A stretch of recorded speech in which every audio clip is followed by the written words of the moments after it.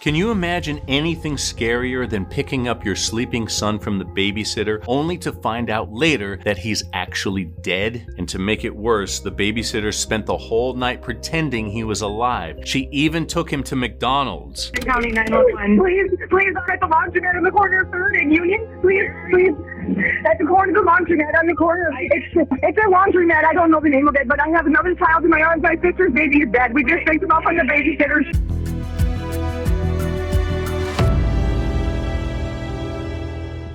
When Heather Gardner picked up her kids after a long night at work, she couldn't go straight home to put up her feet. She still had to stop at the laundromat so the kids could have clean clothes in the morning. Her sister Jessie was with her. Benson's eyes were still closed, so she carefully carried his car seat inside and set it on top of one of the folding tables while she got to work on her laundry. But after only a few minutes, Jessie noticed something shocking. Benson's lips were clenched together and he looked blue. When Heather touched him, his body felt stiff and cold. She lifted him out of his car seat, but his legs were still bent at the knees, frozen in a sitting position. Frantically, she tried to revive him while Jessie called 911. When Wausau, Wisconsin police got to the scene, they found Benson dead, and what's worse is the baby had been dead for hours. When officers questioned the babysitter, they found out just how twisted she was. October 18th, 2018 started as a typical Thursday. Heather Gardner dropped her 2-month-old son Benson and his older brother off with his babysitter, pregnant 28-year-old mother of 5, Marissa Tietsort. 2 hours after the drop-off, Heather got the first sign of trouble. Marissa sent her a text warning her that a local news website had just published a story about her, saying the babysitter was being charged with child abuse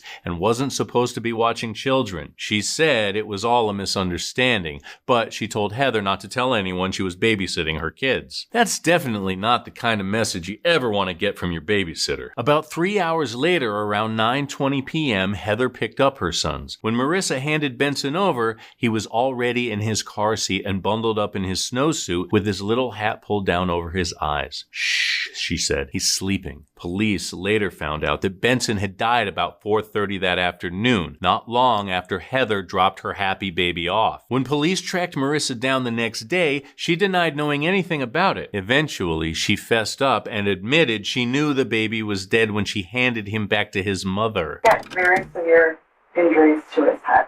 I don't know, maybe I put him down too hard, but I didn't kill him or anything. You didn't mean to. I don't think you meant to. No, could never. I could never. So I don't know, I promise. You keep saying I could never, but you know what? You did. You did. I did not. That child had multiple injuries to his head. Not one time, and it's not from a playpen. They asked her if he'd choked on something or if she tried giving him CPR, but she kind of shrugged it off and said no. When the autopsy came back, the police didn't let her get off easy. Medical reports showed baby Benson died of blunt force head injuries with multiple impacts to the head. His tailbone was also broken. So how did the babysitter explain this? She said she threw him into a playpen. Lord knows that's probably the least of it, but it only got more twisted from there. After realizing the baby was dead, she dressed him in his snowsuit and hat, put him in his car seat, covered him with blankets, then went out to eat at McDonald's with her boyfriend, Benson's older brother, and one of her 5 kids. Security video at McDonald's shows her carrying the car seat, holding the baby's body like nothing is wrong. She put his car seat in the next booth over while they ate. Went to McDonald's? No, I brought him back. Or did you put clothes on him? Did you put a snowsuit on? I put a snowsuit and hat on. Did you check for a pulse? Did you see if he was breathing? Or did you just feel his skin was cold? Mm-hmm. Yeah, he just wasn't making any noise.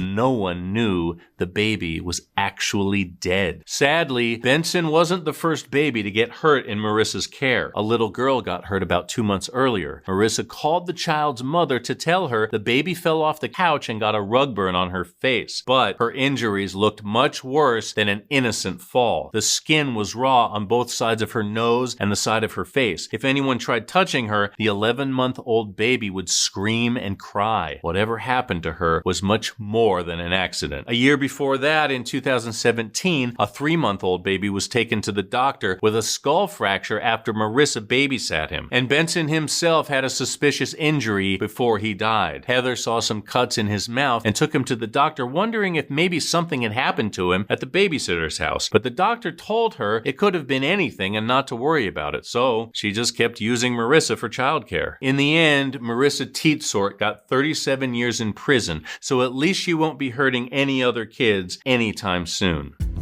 And that's your recap. Thanks for hanging out with us today. If you like getting all the crime in half the time, go ahead and tap that subscribe button and the bell so you never miss a story. We're here Wednesdays, Saturdays, and Sundays, but don't go away. Catch up on more recaps right here, right now. Until next time, take care.